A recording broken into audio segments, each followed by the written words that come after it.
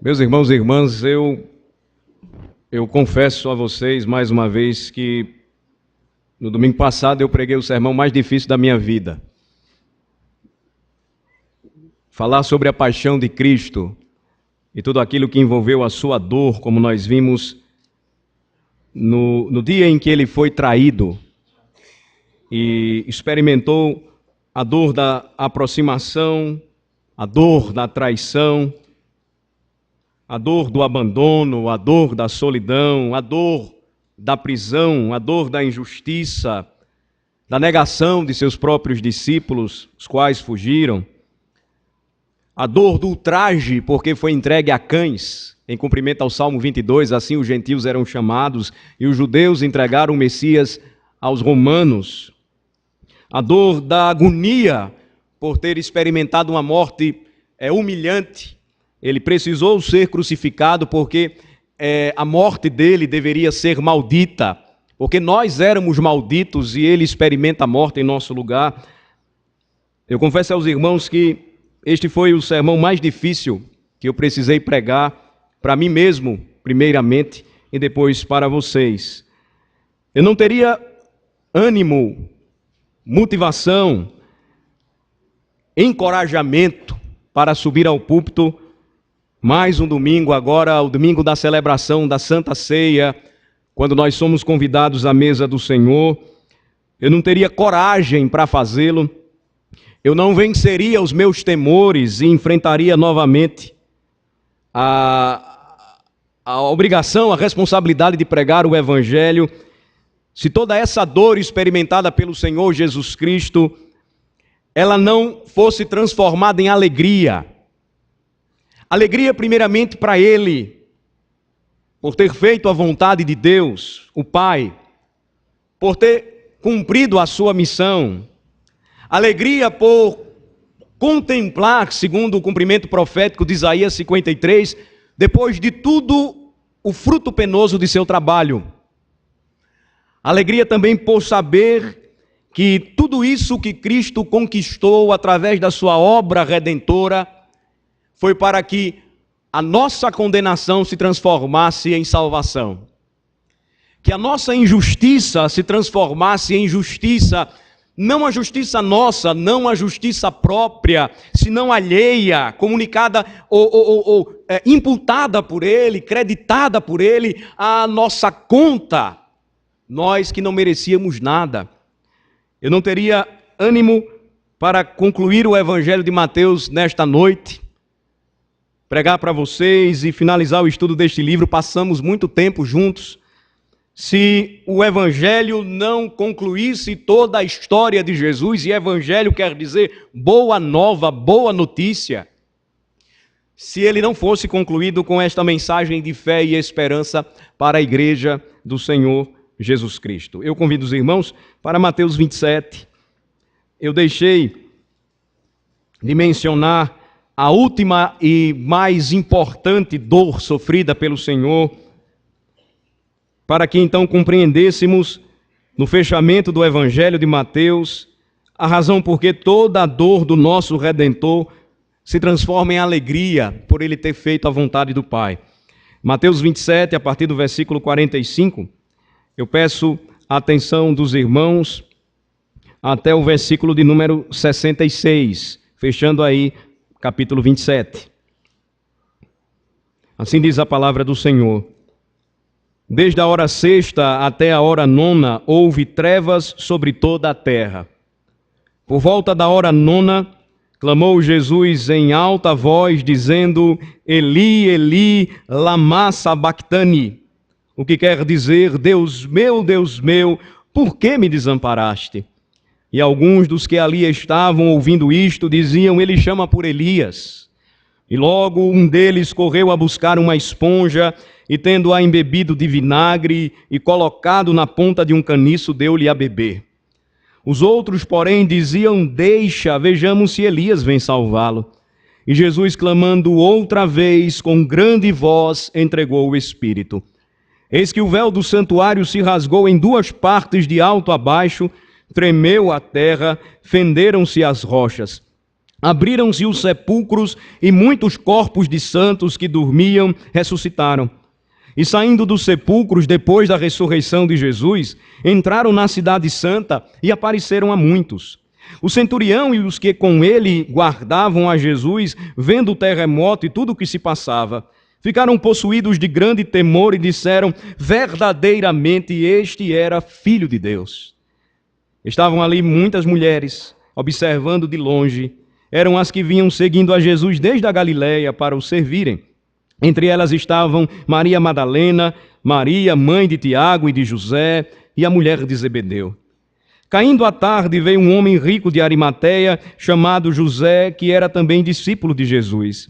Este foi ter com Pilatos e lhe pediu o corpo de Jesus. Então Pilatos mandou que lhe fosse entregue. E José, tomando o corpo, envolveu-o num pano limpo de linho e o depositou no seu túmulo novo, que fizera abrir na rocha, e rolando uma grande pedra para a entrada do sepulcro, se retirou. Achavam-se ali sentadas, em frente da sepultura, Maria Madalena e a outra Maria. No dia seguinte, que é o dia depois da preparação, reuniram-se os principais sacerdotes e os fariseus e, dirigindo-se a Pilatos, disseram-lhe: Senhor, lembramo-nos de que aquele embusteiro, enquanto vivia, disse: depois de 3 dias ressuscitarei. Ordena, pois, que o sepulcro seja guardado com segurança até o 3º dia, para não suceder que, vindo os discípulos, o roubem e depois digam ao povo: ressuscitou dos mortos, e será o último embuste pior que o primeiro. Disse-lhes Pilatos: aí tendes uma escolta, ide e guardai o sepulcro como bem vos parecer. Indo eles, montaram guarda ao sepulcro, selando a pedra e deixando ali a escolta. Oremos ao Senhor. Ó Senhor, nós suplicamos a Tua graça para a compreensão necessária da mensagem do Evangelho. A nossa mente, Senhor, ela é tão limitada. O nosso coração, Senhor, é tão incrédulo.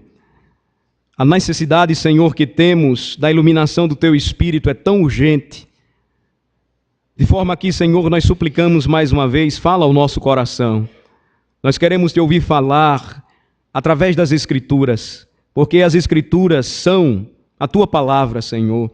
Abre o nosso coração. Faz com que o nosso coração ele se encha de gozo e de alegria e que seja despertado nele um santo temor ao estudarmos a respeito da história de Cristo, a história da nossa salvação. E quanto mais meditamos sobre a sua morte, Senhor, ajuda-nos a enxergarmos além da letra esta gloriosa verdade, poderosa verdade que é o Teu Evangelho. E que haja nesta noite mudança de vida, que haja nesta noite renovação de aliança, que haja nesta noite, ó Senhor, salvação para muitas casas aqui representadas. Ó Senhor, abençoa a Tua igreja e ajuda-nos, porque nós precisamos muito de Ti. Nós oramos em nome de Jesus. Amém. O final do capítulo 27, então, descreve para nós, irmãos, aquilo que, na realidade, coroa o que o Senhor Jesus Cristo, como nosso Rei, e este é o grande tema do Evangelho de Mateus, experimentou por seu povo. Ele recebe o nome de Jesus porque ele seria o salvador do seu povo. Salvaria o seu povo de seus próprios pecados. Era necessário, então, que ele padecesse. Era necessário, então, que ele experimentasse toda esta dor que não poderia ser transferida para ninguém. Era necessário que ele trilhasse a via dolorosa, a via crucis, e ninguém poderia fazer isso por ele, mas somente ele tinha poder para enfrentar o último inimigo e triunfar sobre ele, a morte. De forma que quando nós chegamos no final do capítulo 27, o que nós encontramos aqui não é apenas uma crucificação, mas a crucificação. O que nós enxergamos aqui, muito mais do que uma morte maldita, porque somente os criminosos, os piores criminosos eram crucificados naquele tempo, é o cumprimento de tudo aquilo que foi dito a respeito do Senhor, quando ainda nem crucificação existia. Salmo 22 é claro. O Salmo 22 fala sobre o lamento do ungido do Senhor, e ele não estava se referindo a Davi, mas ao descendente de Davi. O Salmo 22 fala a respeito da forma como o Messias, ungido do Senhor, ele experimentaria essa morte. Ele mesmo clama do fundo da sua alma: traspassaram-me as mãos e os meus pés. A morte de Jesus, então, ela tinha um cumprimento profético. Nela, o Senhor Jesus Cristo experimentaria a nossa morte, mas muito mais do que isso, ele mataria a morte com a sua morte poderosa. O que nós enxergamos aqui, e a descrição do Evangelho, é algo muito mais profundo do que uma mera leitura pode definir para nós. Se nós entendemos que a Bíblia, toda a Bíblia é a palavra de Deus, e ela é central a nos apresentar esta mensagem de salvação, nós vamos entender e compreender, como disse na mensagem passada, e preciso repetir hoje aqui nesta noite para todos nós. O nascimento de Jesus, ele tem uma implicação cósmica. O nascimento de Jesus abalaria e mudaria todas as estruturas.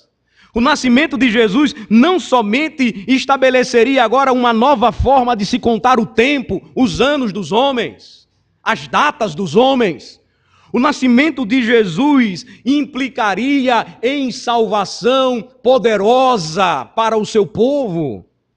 De forma que o que ele experimenta, e o Salmo 22 descreve isso de uma maneira profundamente espiritual, é que ele, na cruz do Calvário, muito mais do que experimentar uma morte à semelhança dos ladrões que o ladearam, ele experimentaria a morte que todos nós somos passíveis, da qual todos nós somos passíveis, a morte eterna. Vejam só o início desta parte que nós acabamos de ler. Diz o texto no versículo 46, que quando chegou o momento exato, versículo 46, Jesus clama em alta voz, e ele clama ou pronuncia as palavras do Salmo 22. Eli, Eli, lama sabachthani, em aramaico. Era a língua que ele falava, e que quer dizer: Deus meu, por que me desamparaste? Porque a minha salvação está tão longe de mim. Muito mais do que morrer, Jesus Cristo experimenta a dor da morte eterna, quando o próprio Pai o desampara e o abandona, porque ele precisava enfrentar tudo isso sozinho. Muito mais do que os pregos em suas mãos e pés, muito mais do que o seu lado que seria perfurado por uma lança, muito mais do que todo o traje, muito mais do que a coroa de espinhos, tudo isso apenas um perfume diante daquilo que ele experimentaria e precisaria suportar.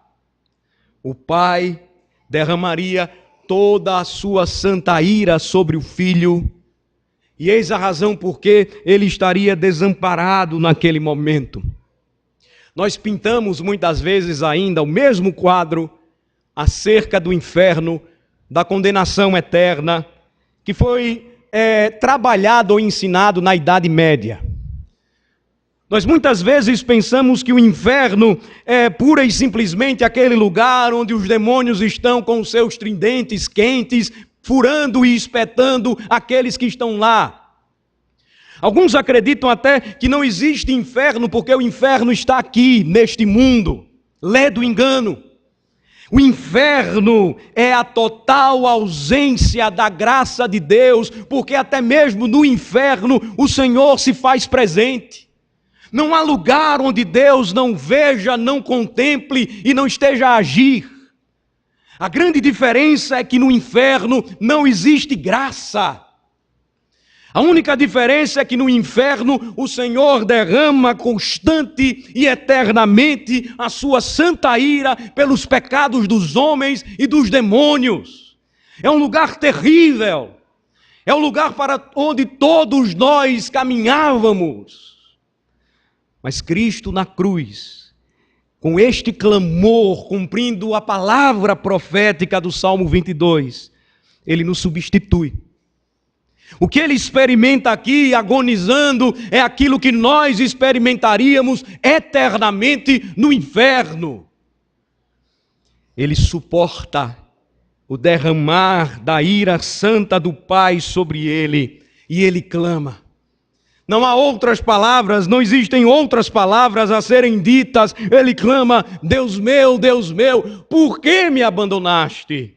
Ele sabia que o cálice que deveria sorver, o cálice que deveria tomar, e que tomou das nossas mãos e bebeu, era isto que ele experimenta de uma forma intensa na cruz.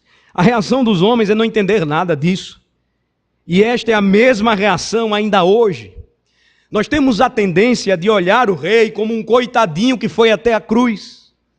Nós temos a tendência de olhar o nosso rei como aquele que, sendo fraco, não teve poder para se libertar. Não. Ele foi muito homem, o homem perfeito, corajoso para enfrentar tudo aquilo que sempre tentamos nos esquivar ou fugir. Os homens não entenderam, e no versículo 47 diz que eles achavam que ele chamava por Elias. E eles logo correram em agir maldosamente e entregarem a ele um tipo de vinho com sabor de vinagre, que era comum e tomado pelos soldados romanos. Jesus estava com sede e dão a ele vinagre para beber, um vinho com um sabor extremamente azedo. Isto também se cumpre, porque a profecia também indicava esta mesma atitude dos homens.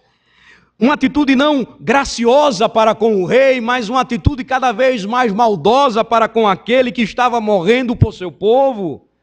Versículo 49 diz então: deixa ele, vamos ver se Elias vem salvá-lo. E o Cristo, experimentando a dor da morte, por outra vez ele clama em grande voz, e ele entrega o seu espírito. Normalmente, alguns dias ainda se passariam para que um crucificado ele pudesse morrer. Quando as suas forças elas começassem a se esvair, e os seus braços não conseguissem mais sustentar o peso, as pernas começassem a ceder enfraquecidas, as suas colunas eram deslocadas e então eles morriam por sufocamento. Quando nós olhamos os textos dos evangelhos, é assim que fazem com os outros ladrões quando suas pernas são quebradas, para que a morte fosse mais rápida. Mas isso não acontece com o Senhor. A profecia diz que nenhum de seus ossos deveria ser quebrado, ele mesmo entregaria a sua vida, nenhum homem poderia tirá-la, mas ele iria dá-la por nós. A Escritura então diz que o Jesus glorioso clama mais uma vez, ele clama em grande voz, e o que ocorre é que naquele instante ele suspira, ele entrega o seu espírito. Diz a Escritura que enquanto ele sofria, ele ainda olha com compaixão para os homens e diz: Pai, perdoa-lhes porque eles não sabem o que fazem. Eles não conseguiam contemplar toda a dimensão do que estava a acontecer. Eles não conseguiam enxergar. E justamente quando Jesus entrega o seu espírito, percebam como tudo é impactado e como a ordem ou o cosmo é abalado a partir do versículo de número 51 até o versículo de número 53. O que é que nós encontramos neste relato? Vamos ler juntos, do 51 ao 53, vamos ler? Eis que o véu do santuário se rasgou em duas partes, de alto a baixo. Tremeu a terra, fenderam-se as rochas, abriram-se os sepulcros, e muitos corpos de santos que dormiam ressuscitaram. E saindo dos sepulcros, depois da ressurreição de Jesus, entraram na cidade santa e apareceram a muitos. As profecias, elas continuam a se cumprir. O que a Escritura disse a respeito de Jesus aconteceria. O Senhor Jesus Cristo então entrega a sua vida em favor do seu povo, ele se torna o nosso sacrifício, e justamente quando isto ocorre, toda a terra é abalada. Diz a Escritura que, primeiramente, a era dos judeus, ela claramente começa a terminar. O véu do santuário separava o sacerdote do lugar santo, do santíssimo lugar. O lugar acessado apenas no templo uma vez por ano, por sacrifício anual. A Escritura diz que o sumo sacerdote era o único que poderia fazer isso. E todas as vezes ele primeiramente precisava oferecer sacrifício por seu pecado para poder interceder em favor do povo. A Bíblia diz que tudo aquilo que foi feito, ano após ano, teria cumprimento perfeito e completo em Jesus, quando ele morre, quando ele entrega o seu espírito. O véu do santuário se rasga em duas partes, de alto a baixo. A Escritura ainda diz que a terra treme, que as rochas elas são fendidas, que os sepulcros eles se abrem e, como uma demonstração de glorioso poder do Senhor, muitos crentes que estavam mortos, eles ressuscitam. Dormir aqui é uma expressão bíblica para aqueles que morrem no Senhor. Porque para o Senhor a morte de seus santos é preciosa.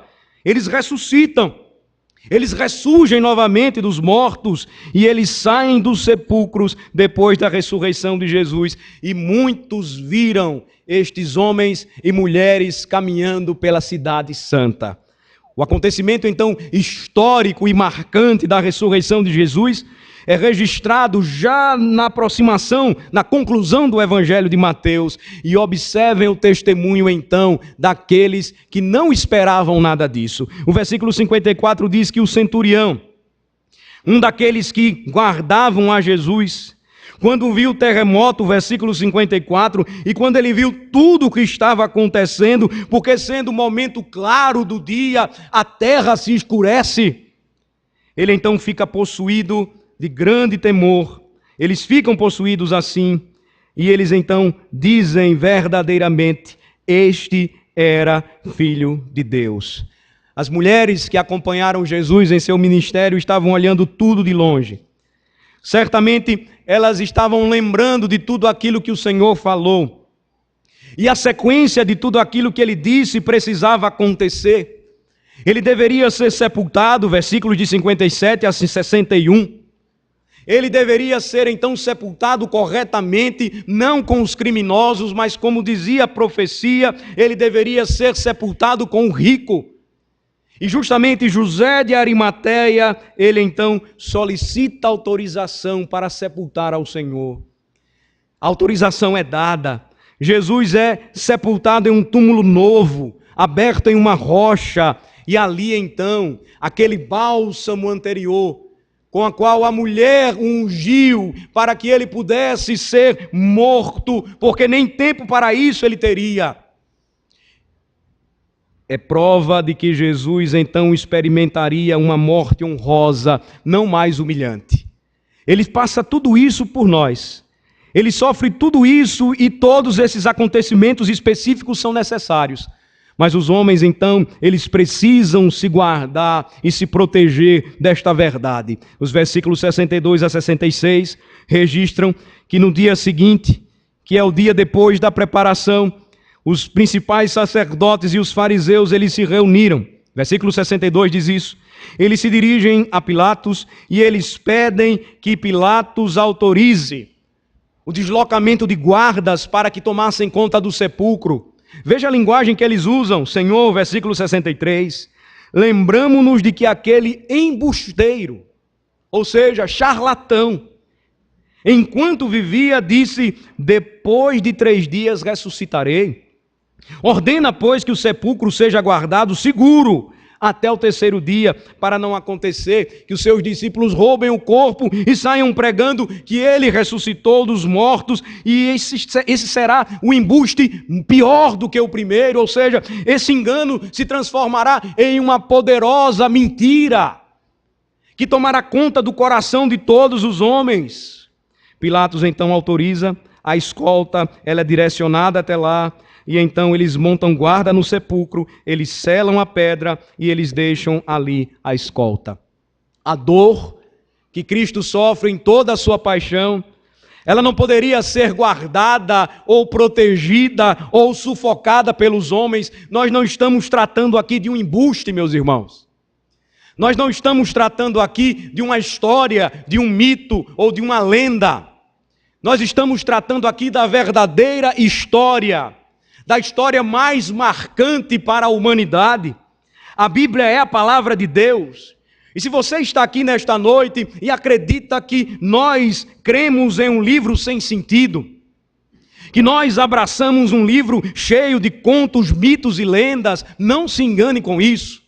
Eu estou com um livro em minhas mãos, o livro mais confiável em toda a história, o livro que tem o maior número de cópias mais próximas de seus originais, o livro onde nós temos os registros claros e confirmados historicamente daquele que veio ao mundo e veio para redimir o seu povo eleito. Você pode ficar com os escritos de Platão, faça com eles o que você quiser. Você vai ter menos de 3 cópias, numa distância maior do que 5 séculos. Faça o que você quiser com os escritos de Aristóteles. Faça o que você quiser com qualquer outro escrito humano, mas não diga para mim, e não diga para os meus irmãos nesta noite, que nós cremos em um livro cheio de contos ou de mentiras. Nós cremos em um livro que dá testemunho da verdade. E este testemunho se confirmou na história da humanidade até hoje. O Salmo de número 22, ele não conclui com a morte e a humilhação de Jesus. O Salmo de número 22 revela a glória da mensagem que traria alegria e transformação para os povos, que traria esperança para a igreja, porque tudo aquilo que foi dito no passado, historicamente comprovado, testemunhado, profeticamente anunciado, foi revelado e registrado na Bíblia. Vamos para o Salmo 22, e a partir do versículo de número 23, eu quero ler com vocês esta segunda parte do Salmo, para então nós fecharmos o Evangelho de Mateus, quando nós entrarmos na alegria da ressurreição de Cristo, no capítulo 28. Salmo 22, o Salmo que fala do sofrimento do Messias, mas não conclui somente com este sofrimento, é fechado com a vitória gloriosa do Messias. A partir do versículo 22, diz assim o Salmo, diz assim a palavra de Deus a respeito de Jesus. Isto aqui foi escrito aproximadamente 1000 anos antes da vinda do Messias, primeira vinda dele. Tudo isso se cumpriu na história, na vida do Messias. O que nós lemos aqui, ou o que nós vamos começar a ler aqui, ganha vida e sentido na história de Jesus. Vamos ler juntos, a partir do versículo 22 até o versículo 31. Vamos lá? A meus irmãos declararei o teu nome, cantar-te-ei louvores no meio da congregação. Vós que temeis o Senhor, louvai-o. Glorificai-o vós todos, descendência de Jacó. Reverenciai-o vós todos, posteridade de Israel. Pois não desprezou, nem abominou a dor do aflito, nem ocultou dele o rosto, mas o ouviu quando lhe gritou por socorro. De ti vem o meu louvor na grande congregação. Cumprirei os meus votos na presença dos que o temem. Os sofredores hão de comer e fartar-se, louvarão ao Senhor os que o buscam. Viva para sempre o vosso coração. Lembrar-se-ão do Senhor, e a ele se converterão os confins da terra. Perante ele se prostrarão todas as famílias das nações. Pois do Senhor é o reino, é ele quem governa as nações. Todos os opulentos da terra hão de comer e adorar, e todos os que descem ao pó se prostrarão perante ele, até aquele que não pode preservar a própria vida.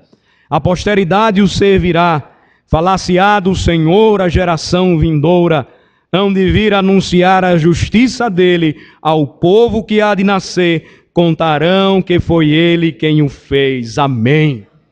A palavra de Jesus que chegou até nós, a palavra de Jesus que fala que com a sua vitória nós iríamos comer com ele e nos fartar com ele a ceia gloriosa do Senhor. A palavra de Jesus que diz que após a sua vitória, os seus louvores seriam entoados com o seu povo no meio da congregação, celebrando juntos a nossa redenção. A palavra de Jesus que diz respeito à promessa que seria lembrada e que traria conversão aos homens até os confins da terra, e que perante ele as nações se prostrariam. A nossa visão é limitada, a nossa visão é parca, a nossa visão por vezes nos faz enxergar tudo aquilo muito próximo da gente, é míope. É assim a nossa visão. Mas desde o primeiro século, quando o rei triunfantemente venceu a morte através da sua morte, o evangelho tem alcançado proporções e dimensões que nós não conseguimos nem calcular. Você não tem como calcular o número de pessoas. Você não tem como medir o número de gentes alcançadas pelo evangelho desde o primeiro século. Quando um homem, muito mais do que um carpinteiro, o Deus que se fez homem, pisou o nosso chão para morrer a nossa morte e nos dar a sua vida. Os homens se converteriam, os confins da terra seriam alcançados. Quem diria que o evangelho chegaria em solo brasileiro, da terra dos judeus para o mundo? Cristo não se limitaria apenas a um povo, mas a igreja seria a sua grande nação e povo. Do Senhor é o reino, e por isso ele governaria as nações. E todos os vigorosos e fortes, eles iriam então comer e adorar. E todos os que dessem ao pó se prostrariam perante ele, até mesmo aqueles que não podem preservar a própria vida. A posteridade serviria o Senhor, versículo 30. Este evangelho seria dito o evangelho do Senhor de geração a geração. E os homens viriam anunciar a justiça dele. E ao povo que haveria de nascer, seria contado que foi Jesus que fez tudo isso. É a história que ainda continuamos a pregar e anunciar ainda hoje. Não é um conto, não é um mito, não é uma lenda. Você precisa ter muito mais convicção do que a sua desculpa fraca. Nós temos parcela de culpa como evangélicos. Quando somos perguntados por que acreditamos na Bíblia, por que acreditamos no Evangelho, a nossa resposta é fraca. Eu creio porque é assim. Quando o Senhor nos chama a dar razão da nossa fé. Ou então eu digo, eu experimentei, foi bom para mim, é muito mais do que isso. A Bíblia descreve a história da nossa salvação, repleta de testemunhas que viram, que caminharam com o Senhor. Registros foram feitos. Nós temos um escrito ou um livro confiável.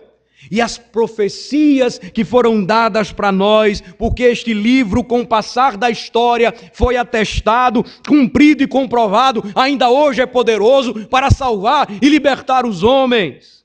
Ele fala dos milagres do Senhor, ele fala dos sinais e prodígios do Senhor, ele fala sobre a maravilhosa encarnação do Verbo. Mas muito mais do que isso, meus irmãos. Voltemos para Mateus 28 e aqui encontramos a alegria da ressurreição. A Bíblia, toda a Bíblia, culmina neste ponto aqui, o clímax do Evangelho de Mateus. O que fala e o que faz a diferença para nós. O que deve nos motivar a preparar muito mais os nossos filhos para defenderem a sua fé. A Bíblia é muito mais do que um livro de religião. A Bíblia é a palavra de Deus e os nossos meninos precisam ser preparados para defenderem isto. Não são estas promessas que fizemos no batismo? Ensinar os nossos filhos para aprenderem matemática? Ensinarem os nossos filhos a ler para aprenderem português? Para aprenderem geografia? Não. Primeiramente, ensinar os nossos filhos a ler para aprenderem a Bíblia. E depois da Bíblia, todo o saber será uma consequência feliz. Sabem por quê? Porque tudo isto que nós estamos vendo aqui descreve toda a glória do Senhor revelada em Cristo. E o maior milagre comprovado pela Bíblia, atestado por muitos, foi que na sexta-feira ele morreu. Sim, na sexta-feira toda a sua dor foi experimentada e culminada em sua morte. Sim, mas no domingo ele ressuscitou. No domingo, triunfantemente, ele ressurgiu. No domingo, vitoriosamente, ele provou e comprovou o que havia dito. As profecias antigas diziam a seu respeito. Capítulo 28, portanto, do Evangelho de Mateus nos diz: no findar do sábado, ao entrar o primeiro dia da semana, Maria Madalena e a outra Maria foram ver o sepulcro. E eis que houve um grande terremoto, porque um anjo do Senhor desceu do céu, chegou-se, removeu a pedra e assentou-se sobre ela.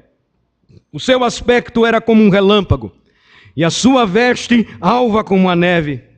E os guardas tremeram espavoridos e ficaram como se estivessem mortos. Mas o anjo, dirigindo-se às mulheres, disse: não temais, porque sei que buscais Jesus, que foi crucificado. Ele não está aqui, ressuscitou, como tinha dito. Vinde ver onde ele jazia. E depois, depressa, e dizei aos seus discípulos que ele ressuscitou dos mortos e vai adiante de vós para a Galiléia, ali o vereis, é como vos digo. E retirando-se elas apressadamente do sepulcro, tomadas de medo e de grande alegria, correram a anunciá-lo aos discípulos. Eis que Jesus veio ao encontro delas e disse: salve! E elas, aproximando-se, abraçaram-lhe os pés e o adoraram. Então Jesus lhes disse: não temais, ide avisar aos meus irmãos que se dirijam a Galiléia e lá me verão. Indo elas, eis que alguns da guarda foram à cidade e contaram aos principais sacerdotes tudo o que sucedera. Reunindo-se eles em conselho com os anciãos, deram grande soma de dinheiro aos soldados, recomendando-lhes que dissessem: vieram de noite os discípulos dele e o roubaram enquanto dormíamos. Caso isto chegue ao conhecimento do governador, nós o persuadiremos e vos poremos em segurança. Eles, recebendo o dinheiro, fizeram como estavam instruídos. Esta versão divulgou-se entre os judeus até o dia de hoje. É verdade isso. Seguiram os 11 discípulos para a Galiléia, para o monte que Jesus lhes designara, e quando o viram, o adoraram, mas alguns duvidaram. Nós lembramos da história de Tomé. E então Jesus se aproximou deles e disse o quê? Vamos ler os versículos finais, 18 a 20, vamos ler? Jesus, aproximando-se, falou-lhes, dizendo: toda a autoridade me foi dada no céu e na terra. Ide, portanto, fazei discípulos de todas as nações, batizando-os em nome do Pai, e do Filho, e do Espírito Santo, ensinando-os a guardar todas as coisas que vos tenho ordenado. E eis que estou convosco todos os dias, até a consumação do século. Amém. É o que a palavra do Senhor Jesus nos ensina. É esta maravilhosa conclusão do Evangelho, ou dos Evangelhos. Muito poderia ser registrado acerca de Jesus, nos diz João, mas tudo o que foi registrado foi para que crêssemos que Jesus é o Filho de Deus, e para que, crendo nele, tivéssemos vida em seu nome.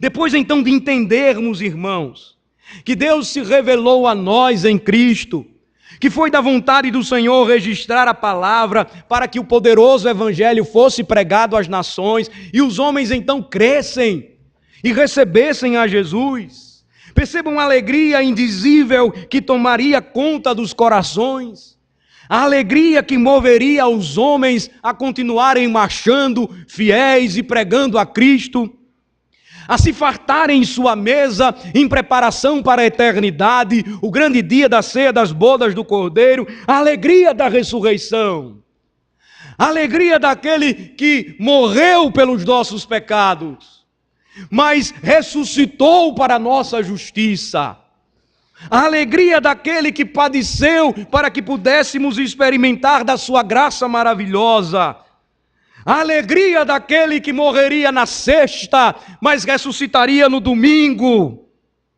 A alegria daquele que traria ânimo, disposição e regozijo para os seus discípulos tomados de tanto temor, de profundo desencorajamento. A alegria que faria com que Pedro, desanimado, tendo já desistido de sua vocação, tentando pescar novamente peixes, ao encontrar o Senhor Jesus novamente, é lembrado de que ele continuaria a prover tudo aquilo que disse. Quando Jesus então diz, lança a rede em determinado lugar, e Pedro então, quando lança em obediência ao Senhor, mesmo sendo experiente pescador, e passado o dia todo tentando e não conseguindo nada, ele puxa uma rede à semelhança de uma pesca anterior maravilhosa, a ponto do barco quase afundar. Jesus então restauraria os seus discípulos. Jesus então novamente os chamaria e colocaria para eles uma missão, um comissionamento. Jesus chegaria para aqueles que trouxeram tanta dor para o Redentor quando o abandonaram.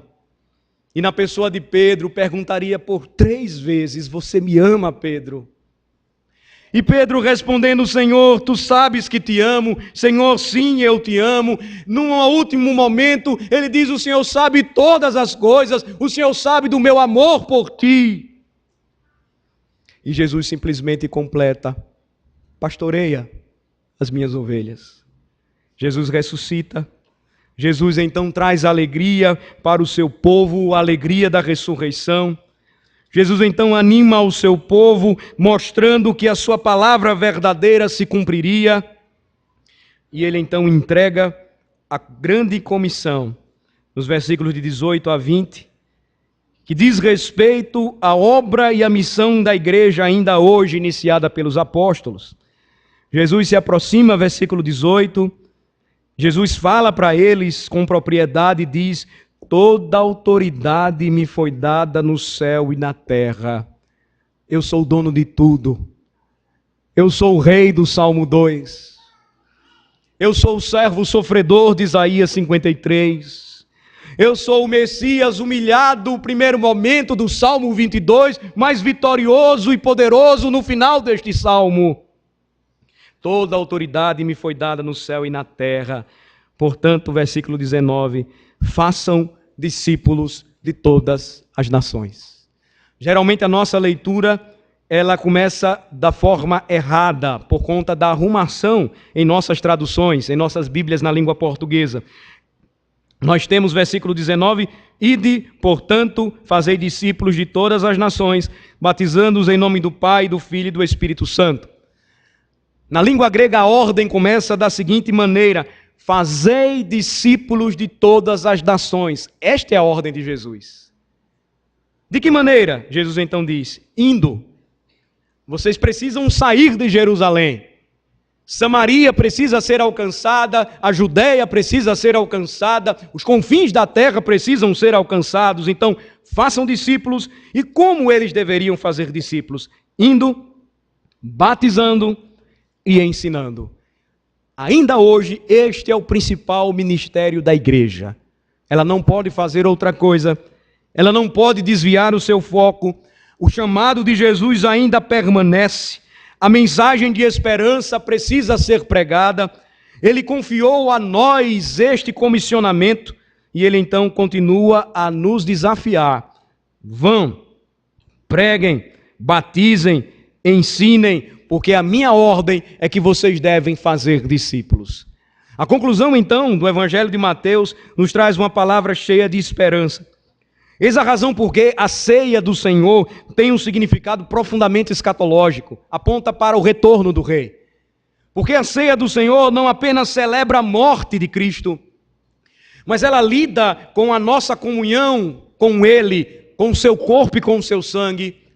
Porque a ceia do Senhor, ela diz respeito muito mais do que a morte de Cristo, apontando para o seu sacrifício, mas a sua vitória sobre a morte, através da sua morte, anunciando o seu retorno, anunciando a sua segunda vinda. Final do versículo 20, Jesus conclui dizendo, e eis que eu estou convosco todos os dias até a consumação do século.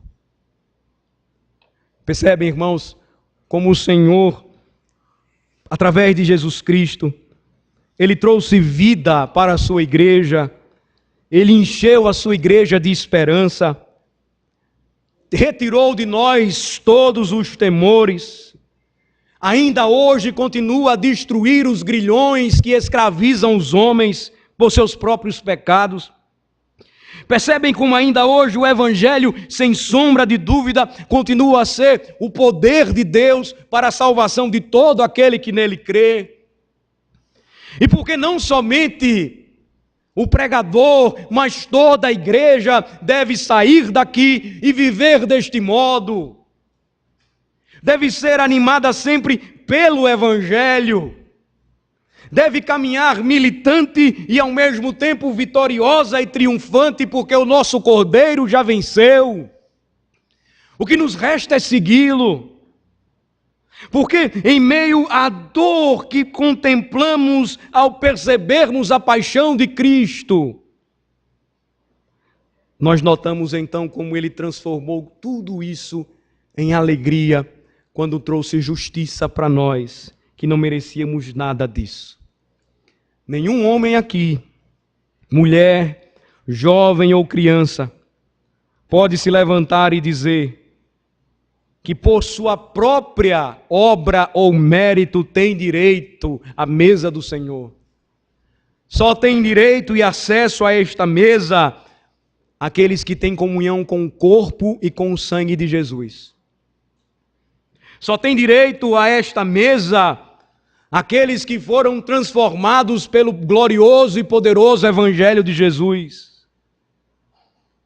São convidados nesta noite a vir à mesa aqueles que entenderam hoje que nós não pregamos por mais de 113 anos de Igreja Presbiteriana de Aracaju mitos ou lendas, mas a verdade. A história, ela comprova e ela atesta que não há livro mais confiável, comprovadamente confiável do que a Bíblia.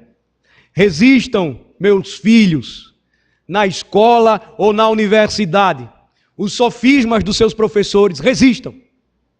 Não tenham medo, se preparem. Com a graça de Deus, se o Senhor me permitir, ano que vem nós vamos começar um curso trabalhando isto. Eu assumo um compromisso diante de Deus de treinar vocês, para que vocês tenham coragem, não tenham medo de dizer que são crentes, não tenham medo de defender a sua fé, não tenham medo de mostrar que existe o outro lado, e que ainda hoje as mentiras, os sofismas e os erros dos homens têm enganado a muitos. E tem desviado a muitos que não aprenderam a crer, a confiar e acreditar na Bíblia. Nós vamos fazer isso. Mas desde já eu quero desafiar você nesta noite a acreditar. E eu apresentei muitas razões porque você deve acreditar na Bíblia. Porque você deve acreditar em Cristo. Porque você deve acreditar no seu poder e glória, na sua divindade. Porque não há outro nome debaixo dos céus, entre os homens, pelo qual importa que você seja salvo. Você só pode ser salvo se você crê em Jesus. Os homens vão dizer, mas a Bíblia não se prova cientificamente. Não se prova de fato, porque é história. E a história descreve que a Bíblia é o livro mais confiável do mundo, por suas razões apresentadas aqui. Registros, testemunhas, que atestam a sua revelação, que atestam que Jesus de fato existiu, que os seus milagres foram reais, e ainda hoje Ele continua a transformar nações e pessoas e povos de nações distintos. É muito mais do que mitos e lendas o que pregamos aqui. É muito mais do que uma celebração supersticiosa, comer o pão e beber do cálice. São símbolos, sim, mas que nos lembram aquilo que Cristo fez por nós na cruz. Venha até Ele, é a minha palavra final. Creia nele e seja salvo. Entregue a sua vida hoje a Ele. Se você ainda tem dúvidas em seu coração, creia que a Bíblia é a revelação de Deus e que fala a respeito do Salvador Jesus Cristo.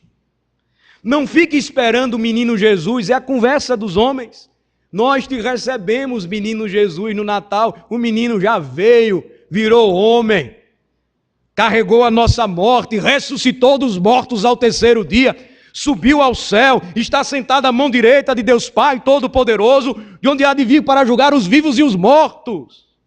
Nós celebramos a vitória do Rei, portanto, venha Cristo. Reconheça que você é um pecador assim como eu. Não teria ânimo para pregar hoje se não tivesse esta alegria que domina a minha alma, que consome os meus ossos e que me chama mais uma vez a dizer: venha Cristo, creia em Cristo e por Ele seja salvo. E você que é crente, assuma de vez e de fato o comissionamento que Deus lhe entregou. Você que é pai, muito mais do que gastar tempo com o seu filho, com matemática, português, geografia e qualquer outra ciência ou saber, que é importante para a sua formação, primeiro lhe ensine a Bíblia. Mostre isso com a sua vida, mostre isso com a sua dedicação e cuidado em mostrar a ele que a Bíblia é a palavra de Deus e quem é Cristo para ele e para você. Você que é jovem, assuma um compromisso real de viver e de se entregar ao Senhor, enquanto muitos se entregam por ideais. Nós devemos servir e viver pelo maior ideal, Cristo, e entender que o morrer é Cristo. O viver é Cristo e o morrer é lucro. Por Ele, para Ele somente. Nós que somos casados, renovemos a nossa aliança com o nosso cônjuge nesta noite. Não há descrição mais gloriosa da Trindade do que a nossa família. Não há descrição mais gloriosa do que a relação de Cristo com a sua noiva, do que o amor do marido por sua esposa, do que a submissão de sua esposa por seu marido. Esse é o testemunho que temos para dar. Esse é o evangelho que o Senhor nos confiou a pregar. Façam discípulos, saindo, pregando e ensinando e batizando. Creia nesta palavra, abrace com fé. Não pense que é um momento apenas de mais um longo sermão. Eu confesso, estes 2 domingos foram longos demais. Eu espero que não tenham sido espadas para vocês, exceto a espada do Espírito. Vocês sabem que o sermão espada ele é longo e chato. Mas o sermão que vem da parte de Deus é espada do Espírito. Eu espero que tenha sido esta para você, para mim também. Porque nós não temos outra razão maior para adorarmos ao Senhor aqui e servirmos ao Senhor aqui, do que lembrar das palavras da sua promessa. Eu vou estar com vocês todos os dias, até a consumação do século. Vamos orar. Senhor, te louvamos e agradecemos por teu evangelho, poder de Deus para a salvação de todo aquele que nele crê. O teu evangelho que revela a glória do Cordeiro. O teu evangelho que revela o teu poder e graça manifestos em Cristo, o Verbo que se fez carne e habitou entre nós, cheio de graça e de verdade. O teu evangelho que descreve a obra do nosso Salvador e como nos últimos dias na terra ele experimentou tamanha dor e sofrimento até a morte, para que pudesse então nos revestir de sua alegria. Ele morre pelos nossos pecados. Ele morre na sexta pelos nossos pecados, a sexta-feira da paixão, mas ressuscita no domingo, o primeiro da semana, o da ressurreição, para a nossa justiça. Nós te louvamos, ó Senhor, porque pela graça somos salvos mediante a fé, e isto não vem de nós mesmos, é dom de Deus, não de obras, para que ninguém aqui nesta noite se glorie de nada. Aqueles que vão à mesa, que estejam prontos mais uma vez e renovem a sua aliança com Cristo, o seu amor, serviço, dedicação somente a Ele. Aqueles que estão sendo desafiados nesta noite, que não percam mais tempo, mas agora decidam se preparar e serem batizados ou professarem a sua fé e tomarem parte com o corpo e sangue de Jesus. Aqueles que têm vindo e que ainda achavam que a Bíblia é apenas mais um livro de religião, que a igreja é mais uma expressão religiosa, que entendam, ó Senhor, pela revelação do Teu Espírito, que a igreja é o Teu corpo e que a Bíblia é a palavra de Deus. Abençoa-nos, ó Deus, e aceita a nossa gratidão, porque a Tua palavra é a verdade, e quando conhecemos a verdade nos liberta. Em nome de Jesus oramos. Amém e amém.